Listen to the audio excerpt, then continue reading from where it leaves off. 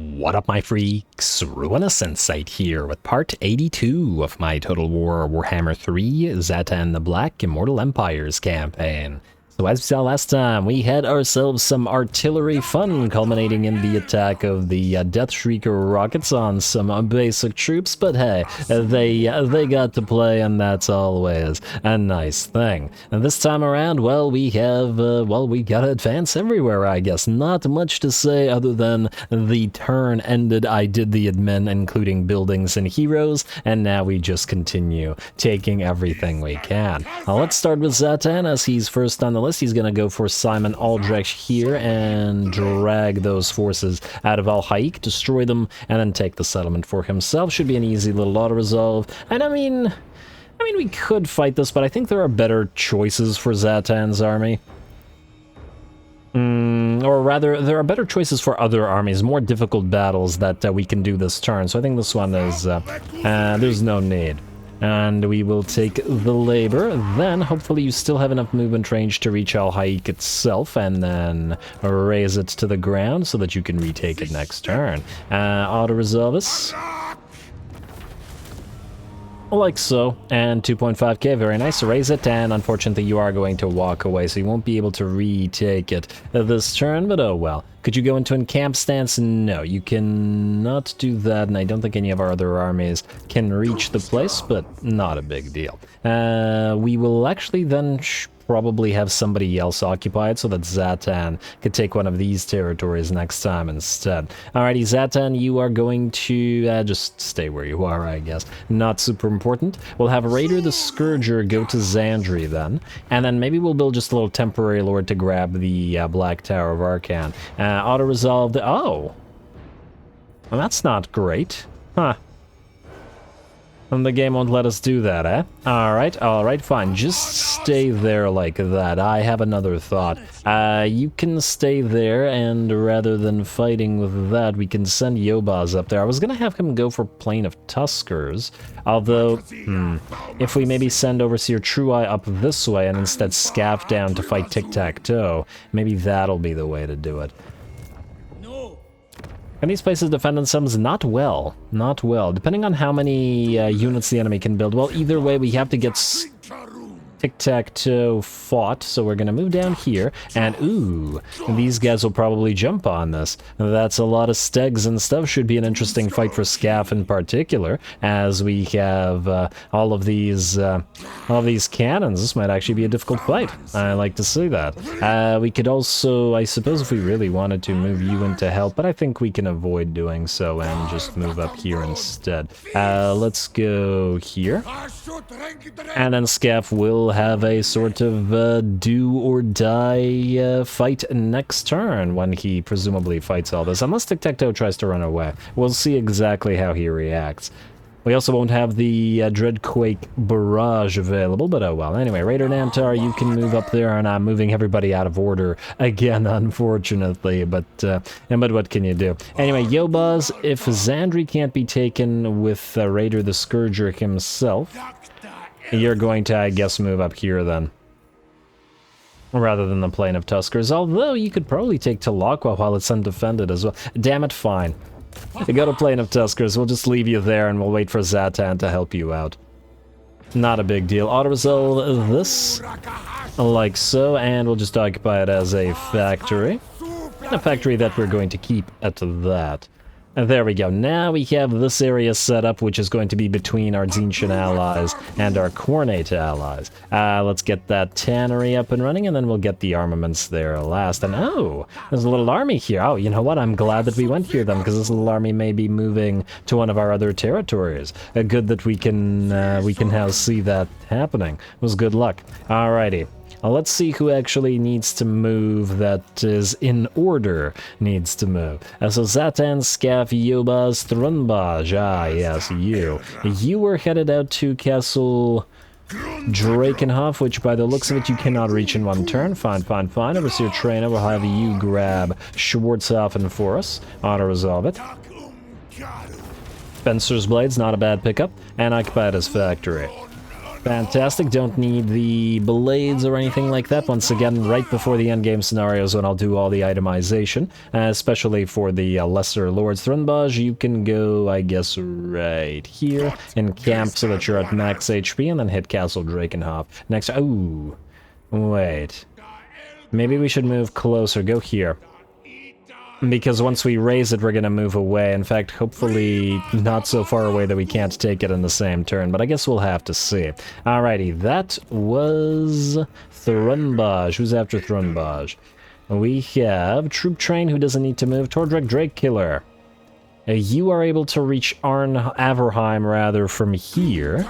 And it's pretty much the only place that you can reach. Alright, so let's erase the place, and then we'll maybe... Well, we won't take it because everything here is supposed to be run, and we will move a little supporting army in to help as well. Honestly, I'd love to trade it as a tier 5 to an ally, but I don't see any ally that we could possibly trade this to here anyway, so yeah, just attack. There we go, doesn't look like anybody will die. Gonna be a little bit of damage, I'm sure, but not so much that we have to worry about it. Raise it 4k, not so bad. And honestly, if one of our allies does end up taking it, we could always... oh man, these guys are really hurt now. You know, we could take it temporarily just to heal up and then just abandon it later. Maybe we'll do that. If we can't trade it to an ally. Colonize it as tower just for now. There we go. At least this way we won't have to return to these territories. Just keep everything as a ruin. And Tordrek, can you go into March stance? You can, but it looks like you can't move any further. So just stay as you are, my friend. We will build... I mean, we could build, but nobody's going to reach this, are they? I mean, I guess if nothing else, we'll build just the defensive structures, and then if needed, we'll rush them, but otherwise we won't build anything here. A waste of our time. Alrighty, who's up next? Gotta keep advancing, I guess. Delete. You have to give that Dreadquake Mortar over to our friend Raider Namtar, so jump here. I'm really gonna hope that Tic-Tac-Toe can't reach you. And then that'll be the last unit for you, Raider Namtar, and you can do your thing. Drajueth the Ashen, you are going to grab Kirik Bufdar and Occupied, and then we'll move back for Kirik Azor afterwards. I wonder where Gelt is going to go after this. Alright, I'll resolve that. No damage, basically, and Occupied his factory.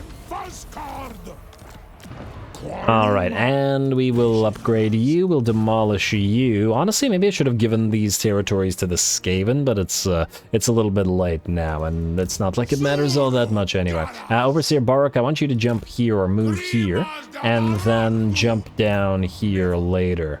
I have to wonder whether Gelt can reach you, but even if he can, his army is probably too weak to take you out. Let's just in case pop you into encamp. Oh, alright, fine, let's pop you into ambush stance, just in case Gelt tries to go for Xerexil. Although there's a decent chance he'll just try to bypass this and go for Kirik Azor. Or return to his territories. I'm actually very interested in exactly how the AI will react to the situation that it has itself in. Astrogoth, we're gonna wait on you because I might actually have you attack the Empire. Not that it's super necessary, but it might be a decent opportunity. Let's have you, Kigal, move up here, close to Krugenheim. And then I guess you can follow along because neither of you can actually reach it. Jump out here. Hey, I didn't mean to transfer. There we go. My bad. Alright, so that was Kigal. If I can just find him again, that would be just swell. Mad Hatter, no, okay, actually, yes, Mad Hatter. You've moved, Recruiter Hammerfist does not need to move or recruit, Raider Namtar is good, Raider Fazcard is good, Raider Sundry is... oh, Recruiter Sundry, misread that, is still recruiting and will be for probably until the end of the campaign. Troop Traders can be ignored, Trainers rather, Trains, rather. Raider and Hargremouse, yeah, you're ignored for now. And just sit there until the end game. Overseer the Black, I may move you in a bit, so just hold tight. Raider Vargarl, go for this little island, grab whatever's there. I doubt that you're going to find anything, but who knows. Oh, barrels of rum, go for it. And a free Giant Blade. Not for you, mind you, but free Giant Blade is free Giant Blade. And then go for full speed, and then I guess go around like this. Stay in the sea. Alright, so that was Raider Vargarl, who is in here somewhere. Ah, there he is. Fantastic. Raider the Scourger, you are stuck for now. Nabu the Petitas, you are going to the... you've reached Karazakarak. Fantastic. You guys just stay here and wait. We're going to probably speed through the several turns once we reach where we need to reach with everybody. Once everybody's prepared, we'll head over to the end game. Regardless of what happens, because, you know, the enemies are not really a threat anymore. Overseer Thunderscale, you are moving out this way to help all of this nonsense out. And next up, Hargramaz Stout Troll. Oh, we don't need to move you, I just checked you. My bad. And that is it. Alright, so... And now to what I was going to do with you guys. I think this is probably a decent time to try to kill off Karl, or destroy his army, and weaken the faction. The problem is our allies are kind of incompetent, and they're just going to end up losing their war against the Empire. Plus, we do have very few raw materials coming in per turn now, since we've stopped building outposts and just build factories. In that case, we would want to raise all of this, and as much, or at least as much as we possibly can. So, we should attack Karl. Now, we have a little ally, Felman Ingerson here. We could try to fight together. I guess the question is, would we win this with Overseer the Black? I'm not entirely sure, but I'm kind of inclined to give it a try. This would free up Astrogoth to either, let's see. Now, he can't reach Ebon Sunscribe, but he could take Talabayam. It would be really nice. Felman Ingerson. Would this be enough with a bunch of gobos, I guess is the question. I don't know. But honestly, if they lose, we can always have Astrogoth take care of it for us, which I kind of like the idea of. So this is what we're gonna do. We are going to... Wait. Yeah, this is just lucky lackeys. I was just double-checking wherever we have artillery, but unfortunately we do not. So we're going to have to fight it without it. Then we're going to grab you, I guess, Scarred Veteran for this. And magic is going to be quite important here, let's say. Mentor for you, possibly. We could go for Bandolier as well. Just go for Mentor, it doesn't really matter. And it doesn't matter. Now, this is nearby to Wolfenburg, so we should have the support of the Mega Mortar. In fact, here's what we can do. We can rush this and this, which costs us 90 and 180, so we need to transfer 300. Let's say 1, 2, 3, 2... What's this place called? Wolfenburg. That is Ostland. 1, 2, 3. Glad I know Empire geography at least. Or for the Darklands and stuff, it gets confusing. Rush construction, and actually there wasn't really any need to rush you, but the Dreadquake Mega Mortar, yes. Then we will declare war on you. You're already at war with pretty much everybody, but you know, we'll join. I guess it doesn't really matter who we have join this. Let's say, who do we want to maintain friendship with the most out of all of these guys? Maybe Throg? I mean, we're allied with most of these guys anyway, so it probably doesn't really matter, but let's go with Throg, although we've given Throg so many gifts. Let's do Throg, though. Join war against Reichland, like so. And are you willing to join any wars? Oh, wow, we should... Oh... Okay, wait, so there is a reason to take a few territories, to transfer them to Throg, to get him to join a bunch of wars, so that he maintains friendliness with us, even though 1080 is about as high as we're liable to get. Anyway, join the war against Reichland, yes. I wasn't originally going to do this, but now I feel like it's not the worst decision in the world. Here's what we'll do. Overseer the Black. This is going to be an important battle. Let's see if we can pull this one off with the help of Felman Ingerson. And he will indeed help. Oh, I love it. Combined arms, fighting with allies. I know it's rare, but when we get it to happen, it's just so fun. Here we go. This is going to be dangerous. They have the Sunmaker. They have another Hellstorm rocket battery. Lots of artillery pieces, though their melee line is relatively lackluster.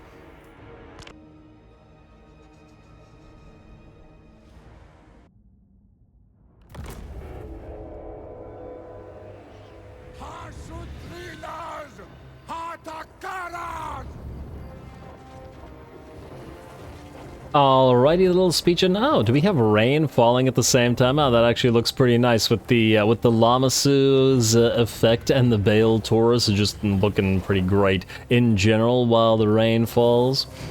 It's peaceful. Okay, maybe peaceful is not the right word because of these guys, but you know, it still looks very nice. It's a lovely map with some lovely weather at the same time. Anyway, all that aside, we've got allies on the field. You gotta love these little combined arms battles, so we're certainly going to wait for our army, or for our friendly army, to get onto the field and head directly towards the enemy. A, because I want to watch them fight, and B, because they can take some of those hits for us. Oh, huh. They're all going towards this one particular unit. That's interesting. And, ooh, something I hadn't thought of. So we had deployed our units of Hobgoblin Sneaky Gets forward because obviously the enemy can't see them. But I guess they don't have to see them because our idiot allies sent the frickin' Frostworm, the Cold Voider, in by itself, wherein all the enemy artillery decided to target it and then start damaging our poor gobos. Ugh. To 18 gobos out of this Hobgoblin Sneaky Get unit loss, and it looks like it's even returning to the battle lines after taking half damage, and now, is it following our units? Go away. Oh, what the heck is this? Cold Voiders, stop this. Stop this immediately. In fact, I found that so annoying at this point that I decided to start using things, as in spells and stuff, on the enemy artillery line. I was at first willing to allow them to do some damage to our allied army, just because, to make the battle look cooler, but then once it had started damaging our own units, I was like, no. And decided to, well, summon those Fireborn, and then summon those, or they drop those Dreadquake mortar barrages and that Doom of Hashut, which has pretty much cleared out the enemy artillery pieces. The Sunmaker still remains, but hopefully not for long, especially as we move our Demonsmith Sorcerer of Metal in. There's a Gehenna's Golden Hounds coming in. Not on the enemy artillery, mind you, and of course it's going to move away from the enemy battle line. Oh, come on, Gehenna's Golden Hounds. Oh, well. What can you do? Just at least gonna pop that final transmutation upgraded on the enemy, and it's still a very cool looking effect. In SFO, I think the final, unless I'm mistaken, and I could be, final transmutation only targets a single unit, I think, as opposed to the area, or is that just overcast versus non-overcast? Because there's definitely a bunch of spell differences in SFO as there is in vanilla, which does, occasionally at least, make me get confused. Anyway, all that aside, the allied army is moving forward, all those trolls and marauders and whatnot, but they have a fairly long way to travel, and their poor Cold Voider is quite hurt. While they're traveling, however, we have our gobos moving in to find some enemy Empire Knights. Not because we needed to, but just because we could. Who's wavering? The gobos are wavering? They better not waver, or they're gonna get thrown into some kind of Hashut pit. I'm sure the Chaos Dwarfs will find some horrific fate for them if they run.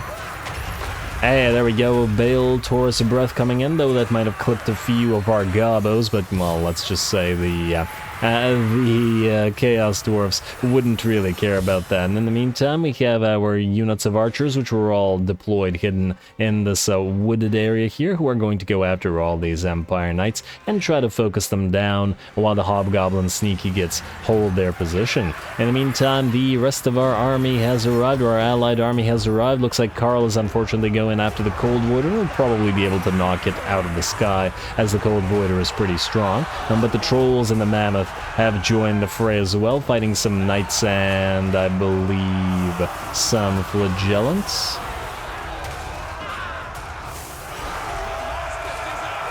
And I'm sure they're doing so pretty well, especially in concert with the rest of our units. Ooh, some Knights of the Blazing Sun. All looking pretty good here with their glowing, burning lances, fighting, ironically, some Kadai Fireborn. And no, don't tell me the Knights... Okay, I want to see what the fire resistance is on the Knights of the Blazing Sun. Oh, they don't have fire resistance. Huh. Oh, right. I'm confusing that with the fact that the Elector count gives them, I don't remember what the value is, gives them fire resistance, gives his army fire resistance, so, yeah. Anyway, a lovely little Norskin showcase that we get this time around that we don't see a lot of.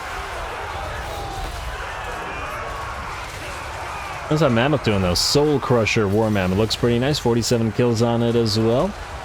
And doing pretty good here. And in fact, our entire army is doing pretty good as the enemy is, by the looks of it, about to shatter. We are trying to save the Cold Voider here with Overseer the Black fighting Carl at the same time as the Cold Voider with its just tiny sliver of HP. Who will drop first? Alrighty, come on, throw those axes. The flyers will decide the battle. And ooh, is Carl shattered? No, he is going to move around. Axes coming in. And I believe Carl is unbreakable, so the rest of his army is shattered, but he will fight to the death here.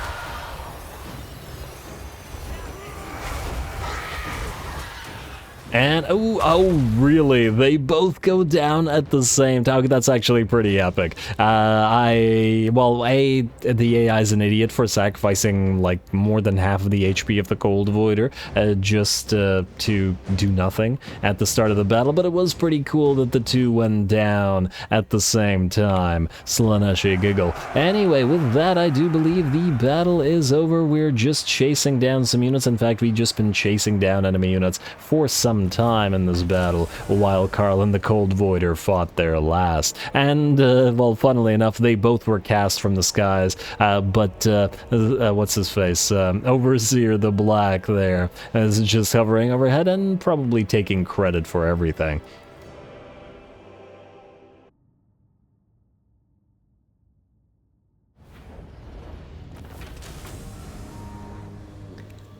Alrighty, well done to Overseer the Black. Unfortunately, Carl did just manage to bring down the Cold Voider at the end, but at the end of the day, that's his army gone, and Felman Ingerson remains alive, even if it's not at full army. Let's go transport captives, I guess it really, once again. And doesn't matter all that much now. Unit experience plus 10, ooh.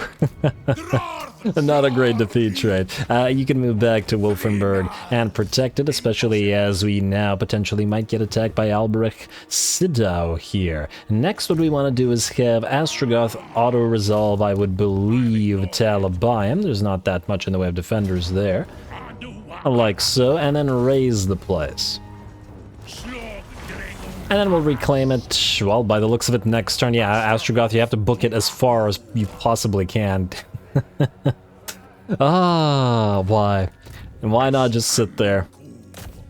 Why must you make us waste another turn? But yeah, if we can trade Ergig and Talabayam to our allies, we certainly should be able to get them to join a bunch of wars, not like we're keeping the places. And I guess that means we can occupy Kemperbad and Krugenheim and just transfer them to Wintertooth as well. Once again, I sincerely doubt that they'll be able to hold on to them, but nonetheless. We'll basically make ruins of everything south of Talabekland, perhaps? The problem with giving allies tier 5 settlements is if they lose those tier 5 settlements, the AI just gains a tier 4 settlement back, which means we gotta be careful about doing that all too much. Anyway, that was a good job to you, my friend Overseer the Black, and I guess there's nothing else to do but end the turn again. Okie dokie. Heading towards that 115. Oh, endgame scenario, you better be beginning soon. Alright, skip damage building. Where we have a damage building? I don't see no damage building. What are you talking about? Am I blind or is there no damage building here?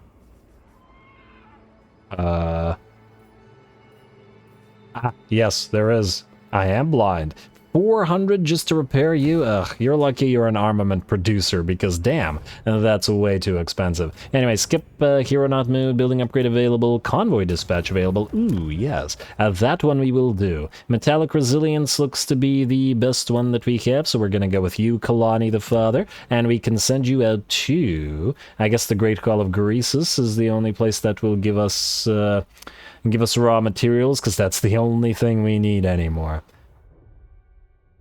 Kind of interesting how we've switched to not caring about labor at all. So, Great Hall of Greece as it is, maximize yourself and give us 625. That's better than nothing. At least that's a short convoy, if nothing else. Alrighty, now we can end the turn, and wait 1 second. Diplo, just want to check. We could trade with the Crag, but I'm not sure that we care about that. And we could military alliance with the Drowned, finally. I'm still 99% sure that they will die in a few turns, so maybe we don't care so much about them. We probably should build some of their stuff, though. We do have a couple of Warplug Jezzails from you, from Clan Scryer, and just out of curiosity. Yeah, we have no more allegiance with Scryer. What about Pestilence?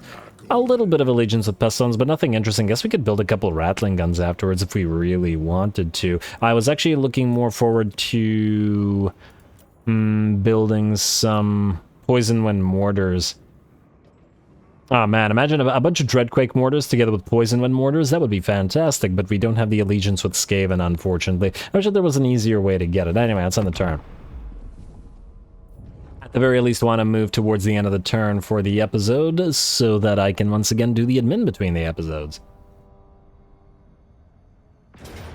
Telaqua, oh my, you're actually going to attack. I mean, we had expected that. I was not 100% expecting it in this particular episode, but you know what? It looks like we're going to have a big battle episode, both against Carl and against Tic-Tac, and this is going to be dangerous for Scalp. I probably should have actually leveled up his army a little bit more, but oh well. Do or die, my friend. Do or die.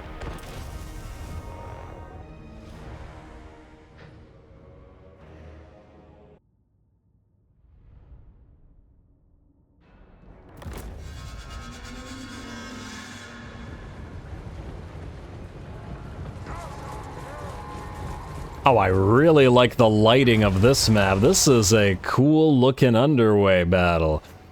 Oh damn, look at all that. This is glorious.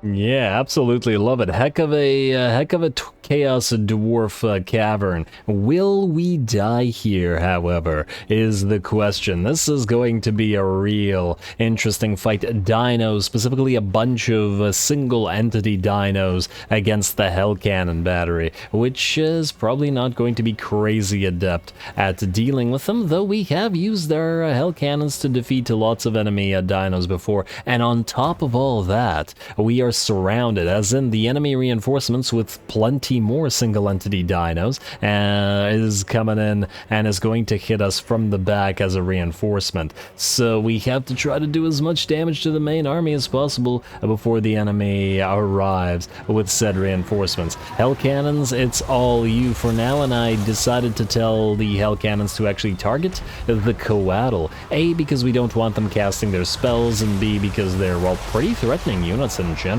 I've been really enjoying the use of the Coatl in my Kroq-Gar campaign. They do really solid work. I'm actually surprised with how much I like them. Alrighty, but it does look like the Hell Cannons are, well, not doing crazy amounts of damage to them, but they are doing damage. One of the Coatl is down to about half HP, and those Iceforged Legions can certainly output a lot of Hell Cannon blast in the air. We did try to go forward with the Demonsmith Sorcerer there, but it looks like Tic-Tac is going to give chase to it and try to knock our Sorcerer out of the sky. I don't think that's a good idea, however, because if you draw close to our battle line, you're going to draw close to this. We've seen the effect of our blunderbusses throughout the campaign. Damn, that was basically a single volley. Tic-Tac. Well, Tic-Tac is an extremely fragile lord, so this is hardly surprising, but I do feel bad because I love the little guy. Yeah, a single volley from our blunderbusses just ripped him apart. Man. I guess if the single entity units do manage to close the distance, and by the looks of it they absolutely will, at least our blunderbusses are there to rip them apart. On the bright side though, it looks like both Coatl will actually be chased off by our Hell Cannons instead, or not by our Hell Cannons, by our Hell Cannons, whereas the blunderbusses take care of the Pterodon Riders. I'm gonna pop a few spells in there now that the Demonsmith Sorcerer is safe from Tic-Tac, and continue shooting the Coatl coatl, though it does look like a fair few of those shots are now missing. Interestingly enough, missing when the enemy is no longer dodging them. I wonder why. Well, either way, the Hell Cannons can continue firing. The battery, for now, remains safe, and the enemy still has to contend with approaching our blunderbusses. It's certainly not the most effective army by any means, because, well, Hell Cannons are still kind of meh. Even the Regiment of Renown, though, well, with the exception of the Iceforge Legion, which is why we have two. But it is a really fun army to watch, I think. And a different army as well, as in not the same as other armies we have. And yeah, as we can see, they can certainly knock out the individual enemies' single entities. I feel like I've been using Hell Cannons wrong now, just by virtue of this, because I always hate on them because they don't seem to do enough damage to infantry, or rather they seem to constantly miss their shots when trying to fire on blobs of infantry. But it seems like you could just use them and their homing missiles to target bigger single entity units, which apparently have a difficult time dodging said shots. I don't know. Or maybe it's buffs to them that have made them better, although we tried the regular Hell Cannons earlier in this campaign too, and they were still pretty darn lackluster. The Iceforge Legion is just simply carrying us, I think. Anyway, the enemy reinforcements have arrived, and we have deployed our Infernal Ironsworn, in fact, all 4 of our Infernal Ironsworn, over on this side to protect our, to protect the back of our infantry, or our missile infantry, as well as our artillery battery. And then we are going to send at least a few of those Chaos Dwarf blunderbusses, led by the Granite Guard, forward to try to help against the enemy flyers and single entities. At the very least, those poor Pterodon riders will get brought down very quickly. We just have to be careful about killing off all of our own units with those dangerous blunderbusses. Alright, and a Blood End Fireborn comes in as a summon as well, not so much to do damage, but just to distract the enemy unit. And now, they actually managed to rip apart the enemy Salamander hunting pack. Oh, those poor Salamanders, they are just so fragile as well. Oh, and there is another coatl over here, but we do have blunderbusses moving in, and a few follies should rather put paid to it. Doesn't this battle look fantastic? Oh, I really like this cavern. I generally don't particularly like the way that cavern battles look, but this one is great. I love the red lighting here. Alrighty, well, that coatl is going to continue rampaging through our line of Infernal Ironsworn, but hopefully, and just briefly. While we continue to deal with the enemy single entities, looks like the Hell Cannons have managed to see off those enemy Kroxigors as well, and ooh, a Steg has moved in, but it's now going to get switched to, or our targeting is going to switch to it, both blunderbusses and Hell Cannons alike. And that thing is going to stagger again and again and continuously lose HP until it gets brought down. Very nice. If you enjoy watching dinos get ripped apart by range fire, this battle is an absolute feast. And it looks like a lot of these enemies are running. That poor Troglodon gets hit in the back by blunderbusses and by Hell Cannons. These units are running as well, and we're going to use our Ash Storm to slow them down while we continue both the spell work and the artillery work. And I do believe with that, the enemy army will actually shatter. Well, I gotta be grateful to them for this fight and giving us all these fantastic shots, and frankly, continuing to impress me with the capabilities of both the blunderbusses and the Hell Cannons. Though I expect the blunderbusses to do well. Hell Cannons, I'm always surprised when they do, but once again, I'm pretty sure it's really the Iceforge Legion. Anyway, we're gonna speed this up a little bit while we try to get a few of those last shots into the enemy. It looks like we did manage to bring this Steg down as well. Yeah, that looks like a death scream to me. It doesn't look like a happy Steg. Anyway, close victory by virtue of the ammunition expenditure, I would imagine. We did take a little bit of damage on a few units, but nothing crazy.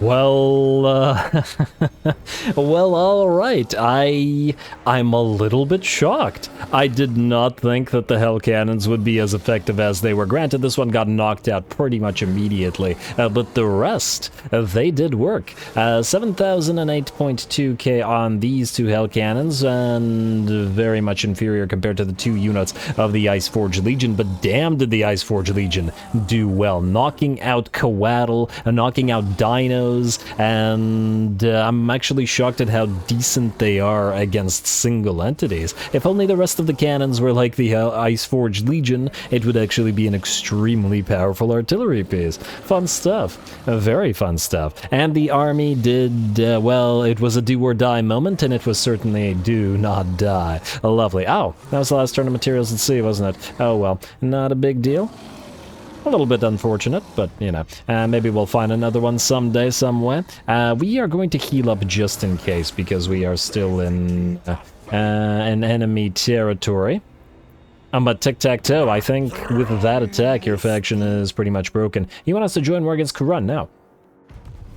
Why don't you fight Kurun, and we'll deal with them, or actually you just keep dealing with them, and we will not deal with them at all.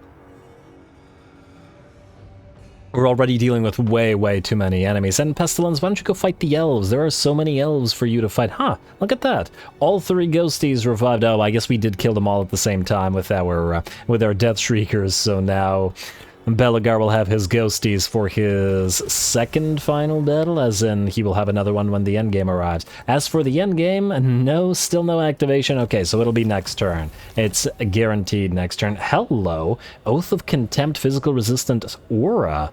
Well, that's a nice banner. I didn't even know we had that one. Beautiful. And on top of all of that, convoy completed, that's great. But more importantly is this. We now have access to Total War, so as soon as we upgrade this next episode or next turn, once we finish this upgrade, we will go into our manufactory and start upgrading our units, or our Hellforge, which it's manufactory, isn't it? Oh, no, it is Hellforge. No, it's manufactured. Damn it.